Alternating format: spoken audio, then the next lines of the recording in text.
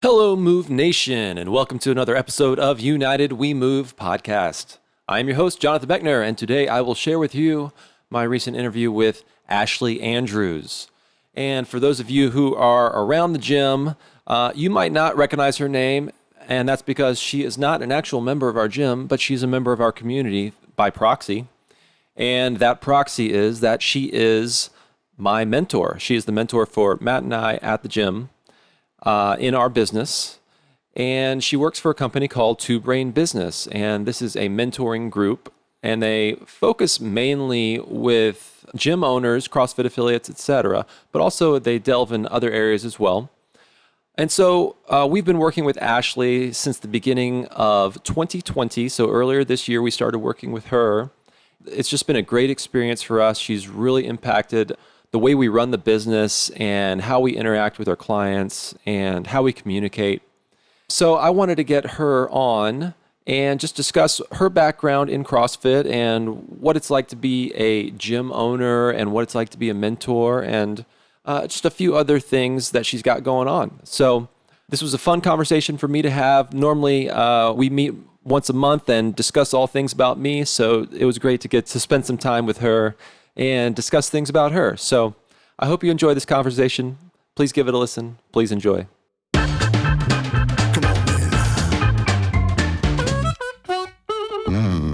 Thanks for coming on the podcast and taking the time out of your schedule to talk with me. I know you got a lot going on with both the gym and the mentoring that you do. So, and I'm sure the 4 kids and all of that, helps add to your plate. But so recently, I'm doing a series of interviews with folks who aren't necessarily directly integrated with our community at Move, but who still have a profound impact on it. And so recently I had a talk with Pat Barber, and of course we discussed the programming and fitness aspects of our community. And I thought it'd be great to get you on as both a gym owner and an entrepreneur and as our mentor. Cool. So maybe we can start with what it is that really brings us together, and that is CrossFit. Yes. And so can you discuss how you got started with CrossFit and what those early days were for you? Yeah. So I was talking to another mentee earlier today and realized I have that classic story of I was the New Year's resolution 10 years ago that was going to the YMCA. And I was the queen of Zumba and 20-minute abs. Like that was my jam. And my Zumba instructor became a friend of mine, and she said, hey, my boyfriend just did this workout down in South Florida and it's called the Filthy 50. Do you want to try it with me? And I was like, yeah, it sounds cool. So we did the Dirty 30 and I died.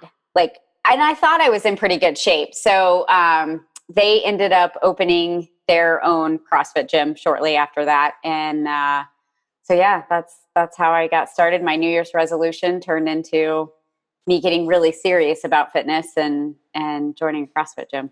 Cool. And when was that?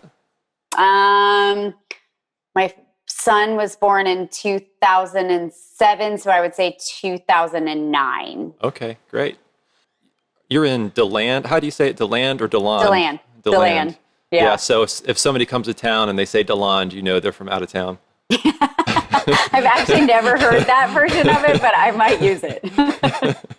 People from DeLand, so DeLand's funny. Everybody thinks Florida like giant cities and very populated. DeLand isn't that. It's still a very small town. And so people that are from DeLand, they don't leave DeLand. Like they don't go to Orlando. They don't go to Daytona. They stay in DeLand. So if you're not from DeLand, you're very much an outsider. And I'm not from DeLand. So, I've heard every version of it, but that's a good one.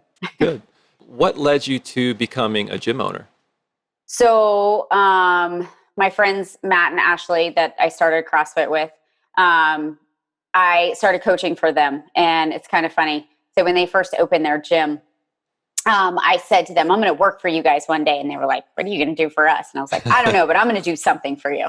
So I started coaching CrossFit kids and kind of quickly figured out, although I had kids, I didn't like kids to coach. It's like herding cats. Yeah.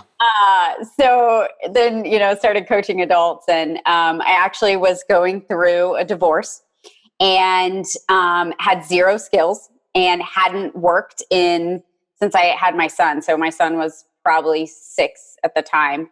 And I had one skill in life, and that was to coach CrossFit. And so I could coach CrossFit, and I had a paid off car. So in case you don't know this, you can take a loan on a paid off car. So I got $12,000 and did some research and figured out that DeLand needed a CrossFit gym, that people spent money on recreation and outdoor stuff in DeLand. So I was like, well, this is perfect. I can open a CrossFit gym. So opened what is now CrossFit Nika Athletics, and just been going ever since with my paid off car loan. Yeah. Yeah. So, I guess 12,000 back then would have gotten you a pretty decent gym. And if you knew somebody who had 25,000, I mean, they were top of the line. Oh, yeah. Yeah. Yeah. Because when we started, we built everything. So it's like just the cost of lumber and, our even barbells, barbells were $150 back then versus the 350 to 500 or in COVID, it's like $10,000 for a barbell now. So yeah, it didn't take much to start a pretty decent CrossFit gym back then. No, it didn't. And the space that we're still in now that we just purchased, we went and looked at it, and it had old medical equipment in it. It was really creepy. And so, but I could see it. Like I could see this space being a gym. And so we cleaned everything out and painted for what felt like years. And the week after Thanksgiving opened, which was a really bad time of year to open a CrossFit gym, but didn't matter. Yeah, I mean, we had that, and we had 7 clients on day one. So I was like, sweet. Oh yeah, nice. Yeah. I mean, we opened in 2008. So right in the middle of the biggest depression we've ever known. Yeah. So yeah, probably not a great time to start either, but it's worked out okay. Yeah. You said you hadn't done anything since your first child. Mm-hmm. So what were you doing before your first child? What was your vocation, or what was your career before that? Yeah. So I went to college. I picked the most fun that I could do. That was my goal. And it was outdoor recreation. So that was what my degree is outdoor recreation. And when you get a degree in outdoor recreation, basically I went to school in upstate New York. So you went camping, and scuba was a class and all that good stuff. And so my plan was to go to, I really love older populations. And so I was going to go to work for a nursing home and do outdoor recreation with those folks. And kind of all went to the wayside because you really can't find a lot of jobs in that. So I did, what I thought was right at the time, and married my high school sweetheart. And my parents were like, "Yay, now you have kids," like all that. So he owned a construction company. We're friends now, and helped him run that construction company. So I had somewhat of a business background, but I had no clue really how to run a business. Well, Florida seems like a good place to deal with the retired community and take them scuba diving. Definitely would think this would be the place to do that, but no, it was fun. I mean, I had a great time in college. I tell my boys now, like, I don't care what you go to school for, but go to college, like just for the experience of being an adult with no bills, basically is what college is, or was for me. Well, as a gym owner and as a business owner, what type of struggles did you face early on, and maybe continue to? But what type of struggles did you face, and then how did that lead you into this whole two-brain path? Yeah, so opened our gym, and things were somewhat successful, but I made the mistake of letting one family in the door. And this one family was all the coaches and was the staff. And I was a terrible leader, and that's my fault. Like, I learned now as a grown leader and better at just being business, that I did not lead these people well. What I let them do is whatever they wanted to do. And so I was immature in that way. So, it wasn't a struggle to get people in the door because they were from here. And so they brought everybody in, and but the gym became not my gym, or not my vision of what I wanted. Again, totally my fault. So what happened was I experienced all the things, and this sounds so strange when I say to my mentees, like, man, I'm so excited you're going through this struggle.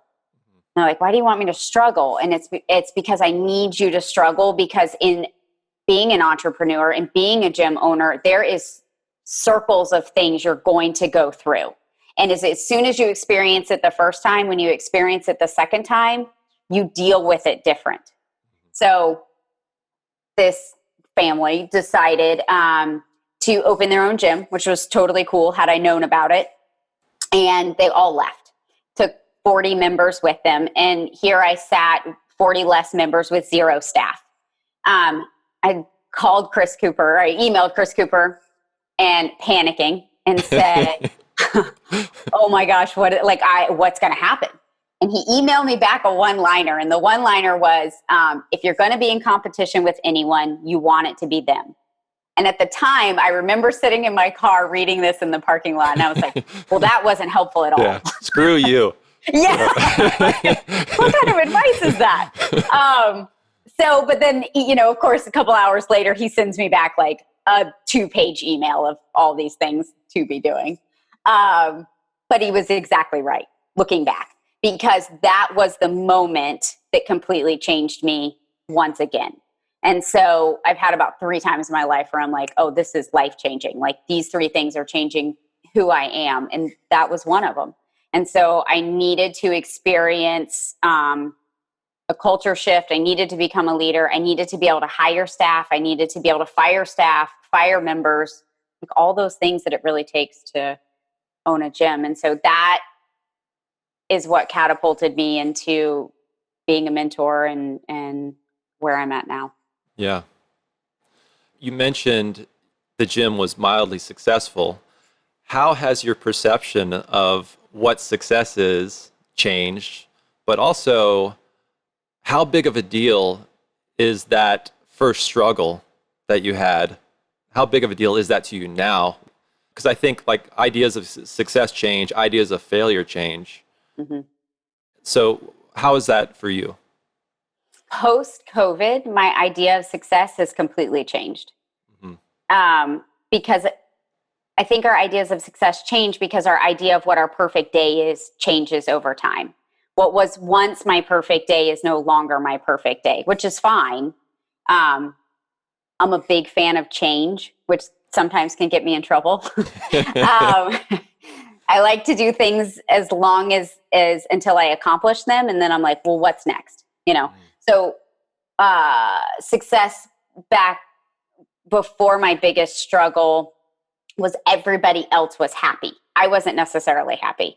Mm-hmm. And so when I had to take back over the gym and truly grow the vision that I really wanted, that's when I became successful in my own way. Now, post-COVID, it looks completely different in what success once again, but I 100% agree with you that that's always changing for people. And then what about the challenges? So it's like losing 40 members. We've gone through, maybe not that exact scenario, but we've definitely lost a handful of members like that at once. Yeah. And in that moment, I think you tend to freak out a little bit, you said. But having gone through it and knowing everything you know now, hindsight is 20/20. Do you think that you would react in the same way, or you would have the same maybe level of fear surrounding such a big change like that? I think I would be lying if I said I didn't have fear, even if it happened today. Like we have another gym down the road from us, and guys doing crazy stuff. Like free memberships for a month and then $99 after that. I know that doesn't create success over time, but I would love to help this guy out, but he doesn't want my help. So, which is cool. So, if we lose a member to that, still to this day, it doesn't make me excited. And I will lay in bed at night and be like, man, what could we have done different? Or was there something, did we not show value? Did we not do X, Y, and Z?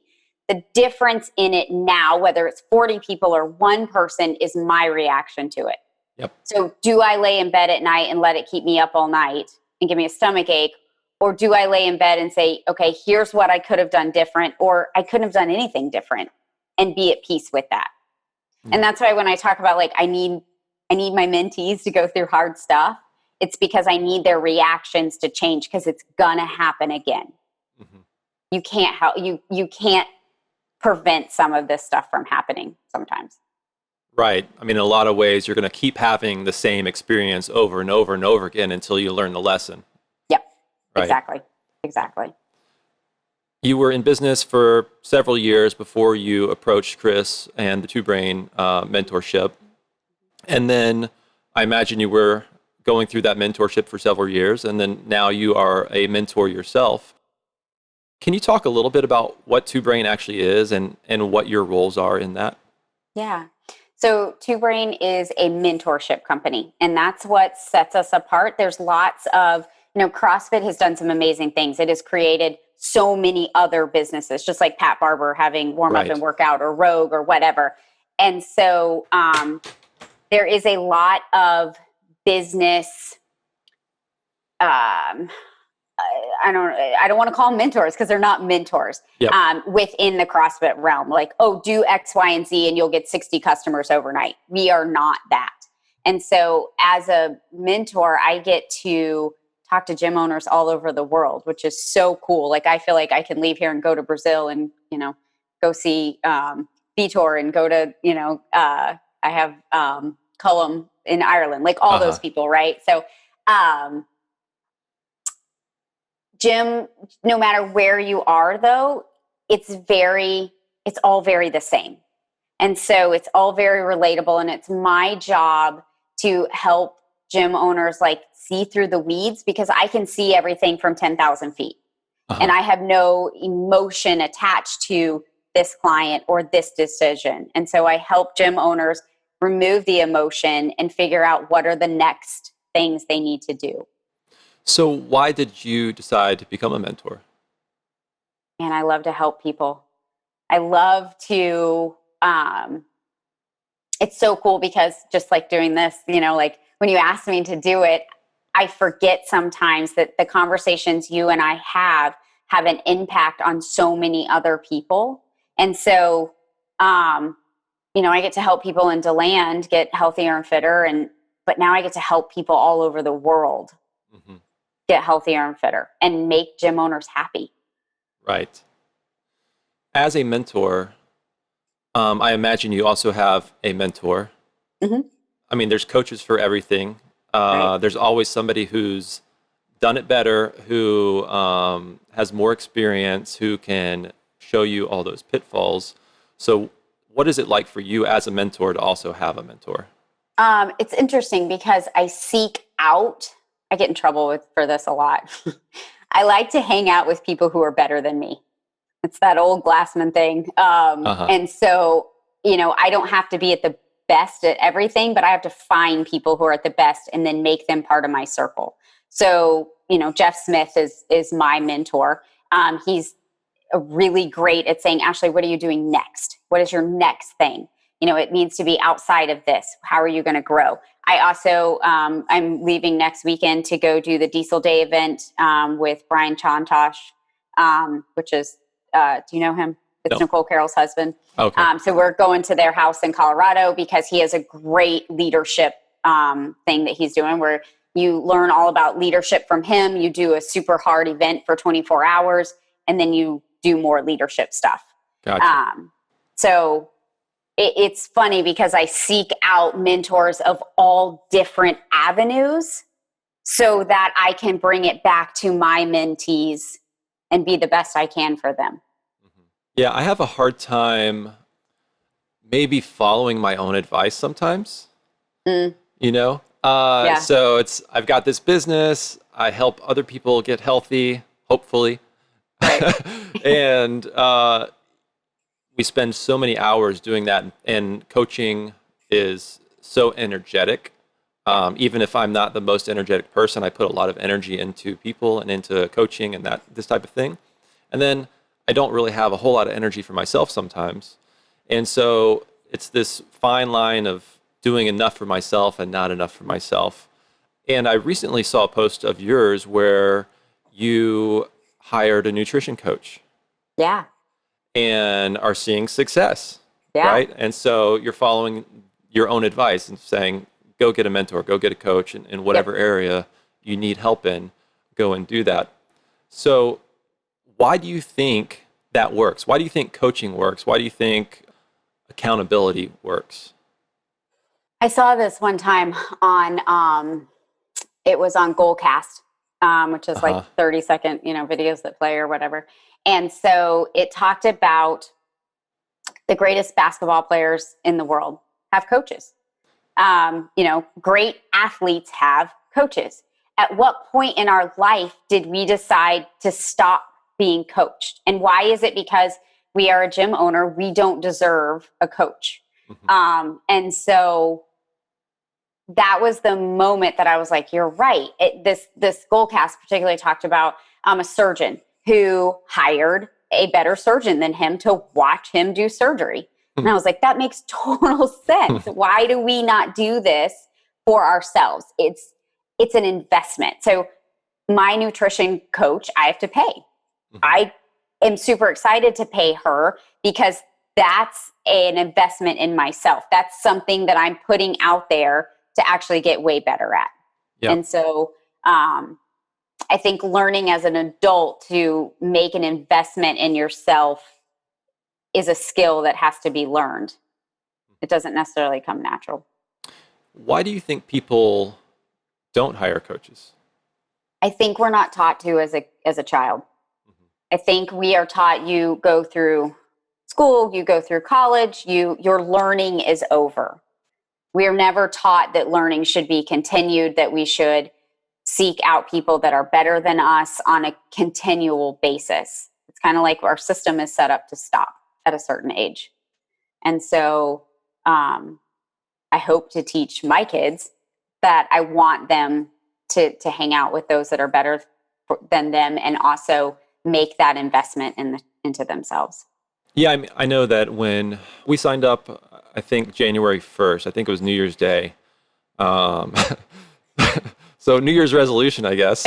Uh, but when I was thinking of why we did it earlier, it's, there's changes that I want to make in my life. You mentioned perfect day, and, it's my perfect day isn't necessarily spending all of my time being at the gym. I do want to see the gym be successful and grow and help a lot of people. So there's that. I want to see that, and I believe that there are definitely tactics and things that Two Brain teaches that can help that. Accountability is part of it as well. And I was thinking that it's not cheap.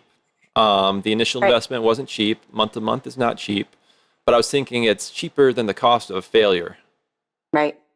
So, if you put it into perspective in the long term, it's like, yeah, okay, this is, like you said, it's a good investment.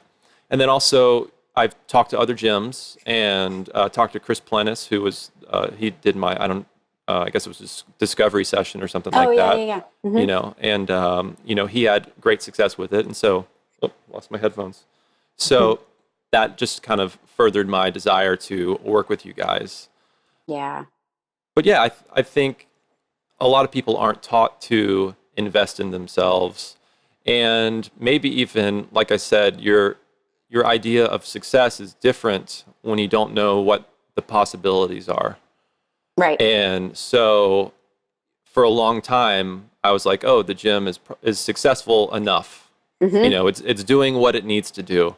But, like your perfect day changed, maybe my perfect day changed, and maybe that possibility of what success is for the gym has changed. Yes. Yeah. And it's I hope it's forever changing. Right. How does your work with the gym and Two Brain carry over, or does it carry over into the rest of your life? It does tremendously. It pushes me, and I really love to be pushed. I hold myself to a super high standard. And so anything that keeps pushing me higher and higher and higher, and I appreciate. And so, I think, well, if my mentees was to be able to dive inside my gym and show up there tomorrow, would they get the perfect no sweat intro? Or, is all these things happening at my gym? Because I need to be the example of whether they work, like we put on boot camp, total failure. But I know all the things to do, not, maybe the time was wrong, maybe how we did this or that. So it pushes me with at home, because a big part of owning a gym or being an entrepreneur, period, is being a great leader. And so I think that's the biggest area I'm focusing on right now, is to become an extraordinary leader at home, so my kids can leave a home where they're like, wow, that was, that's a great example of what to do. And then for my mentees also, just walking the talk. There's like this thread that runs through my life where I'm kind of in the same position, no matter kind of what area of life I'm in. So as a teenager, my first job, well, I've only really had 3 jobs. And unlike my girlfriend, who's had like 30 or 40 or 50 jobs. That's me. I've only ever had 3 jobs, and they are identical in their capacity. So my first job in high school, I was a caddy right down the street at East Lake Golf Club. And through my experience of walking the course hundreds or thousands of times, I could help somebody have the best game they've ever had. Help them pick out clubs, help them find their ball. They don't have to worry about anything. I can help them learn how to putt, whatever it is. And then my background is in music. I'm a record producer as well. And my job there is to help people get the best record they can get, and that's no matter if they are just weekend warriors or if they're multi-platinum artists. You give them the same service, you help them get what they need out of that. And then the same thing as a coach and a gym owner, I'm trying to help somebody become the best version of themselves or get, whatever that goal is for them, make it easier through my experience. So do you have anything like that in your life where you feel like these common threads kind of run through the different areas of your life to kind of help you to become who you are now? Yeah. So I've been told that I have the ability to walk into a room and not command, but take over what's happening. And so, but not from a dictator way, but just sort of, I'm a super smiley, happy person. And so everybody thinks of me as very joyful, which is cool because I am 90% of the time. The other 10% of the time, I'm like, I'm done. I got to lay in my room and not talk to anybody. So I think those, I've always kind of been put in leadership roles. And it was more people putting me there. And so I assumed things about myself, but until bad things happened to me, I didn't actually dive into exactly what that meant to be as a leader. So I've had 1 million jobs. I've even had jobs where I've had them for a day. I worked at a tanning salon place for a day.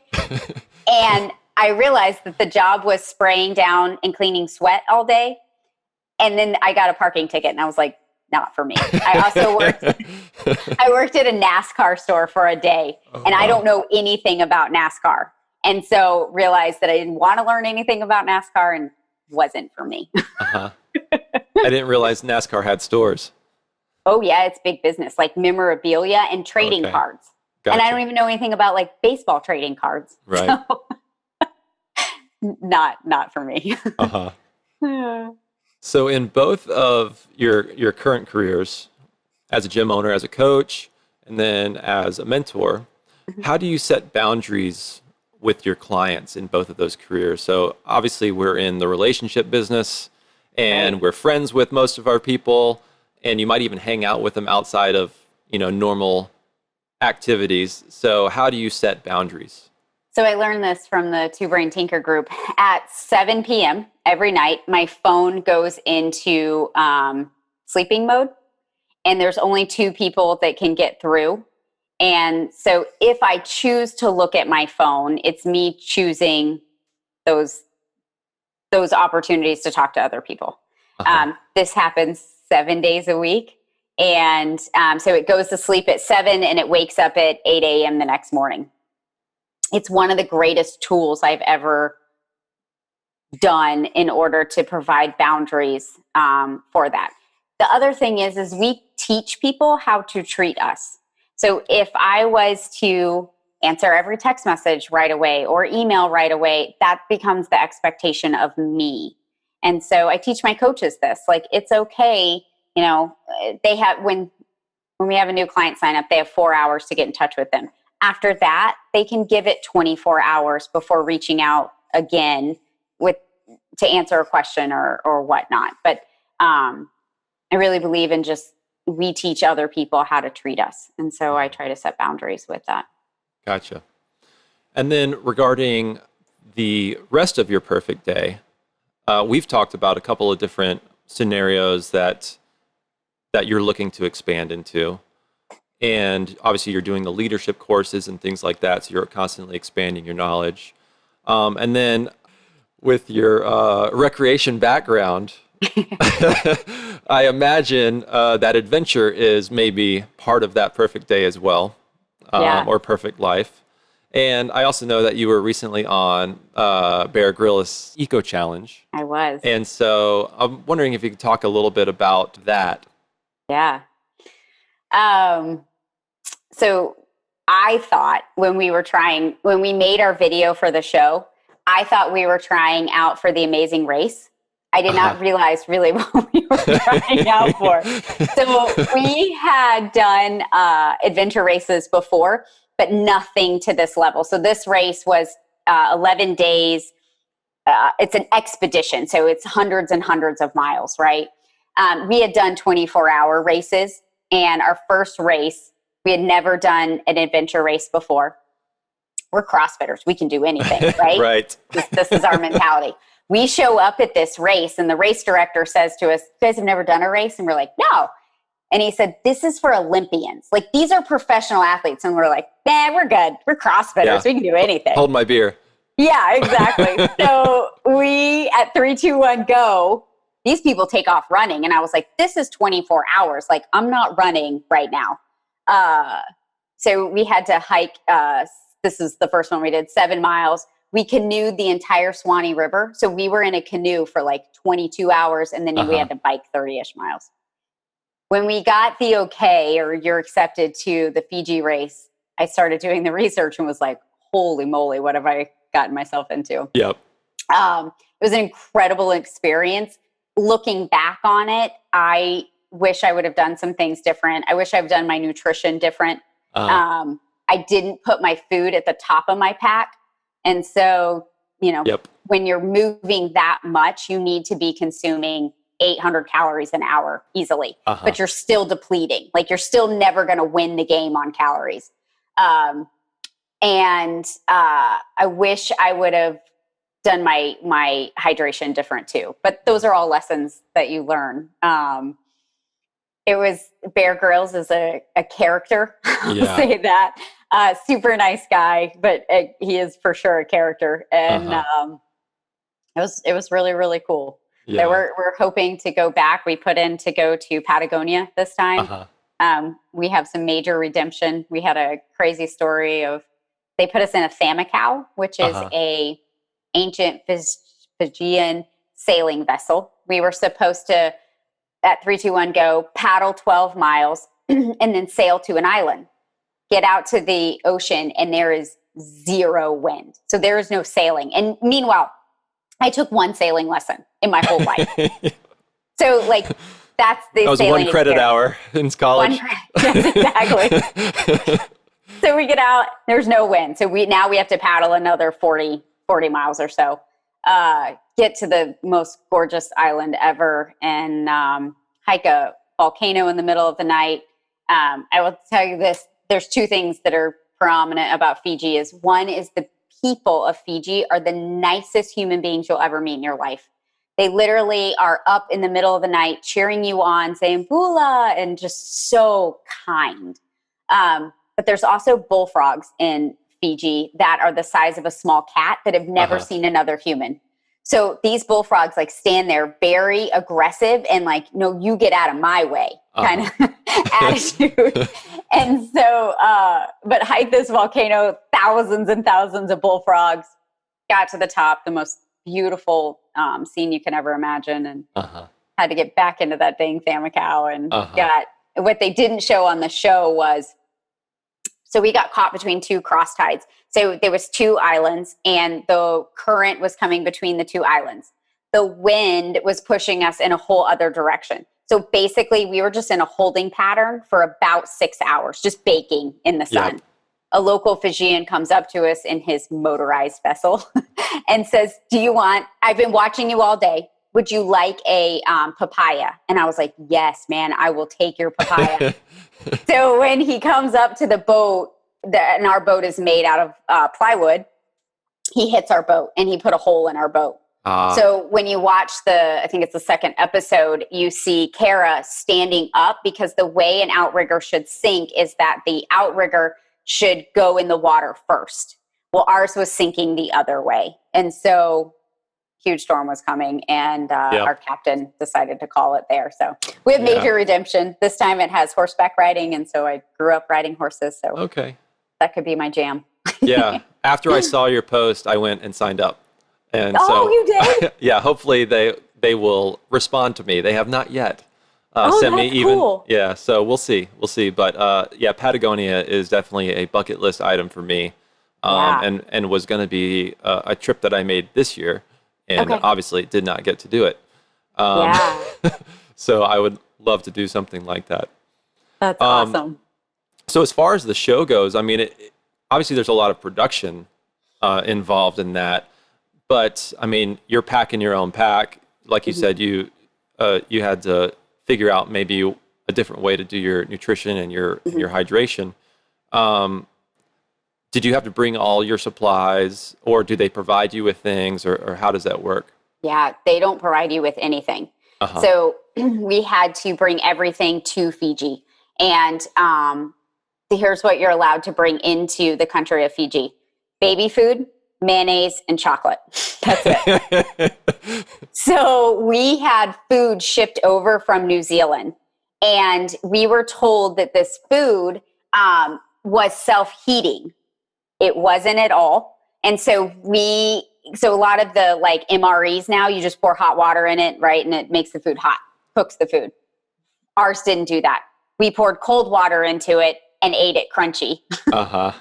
So no, they don't provide you with anything. They do give you a mandatory gear list that you have to have with you at all times. And one of those things I would do different is I would take that mandatory gear list and I would only bring that. Like, you're never going to stop moving in order to change your clothes. I mean, you might want a change of socks, but that's it. Like, nothing else you're just constantly moving. And I love that mindset of there is no end to this. Like, we do WODs and you're like, okay, I know the end. The end is in 20 minutes, or I know the number of rounds. This is none of that. Right. And so it's keeping a cheerful attitude during all of that. That's really difficult.